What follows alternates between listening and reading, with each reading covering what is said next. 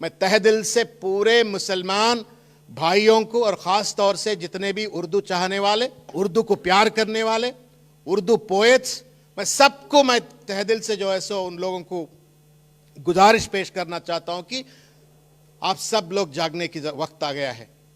यह हुकूमत सिर्फ आपकी ఓట్ चाहती है, मगर आप लोगों की बढ़ोती नहीं चाहती है।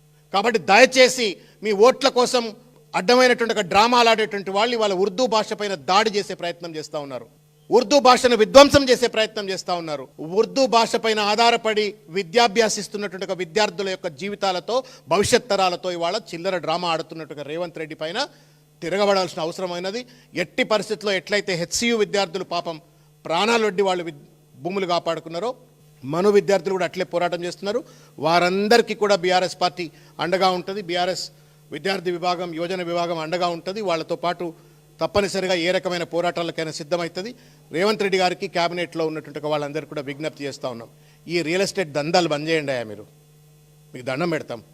మీరు రియల్ ఎస్టేట్ దందాల పేరు మీద మేమంతా యూనివర్సిటీలో చదువుకొని వచ్చిన వాళ్ళం, ఆ ల్యాండ్ విలువ ఏంటి, అక్కడ ఉన్నటువంటి ఒక ట్రాంక్విలెన్స్ ఎన్విరాన్మెంట్ యొక్క ఇంపార్టెన్స్ ఏంటనేది కొంచెం తెలిసినటువంటి వాళ్ళం।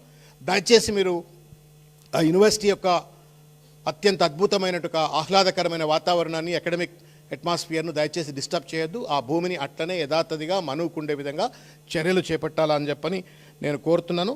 ఈ రియల్ ఎస్టేట్ దందాలు మానుకోవాలని చెప్పని ముఖ్యమంత్రి గారికి నేను విజ్ఞప్తి చేస్తా ఉన్నాను। Thank you.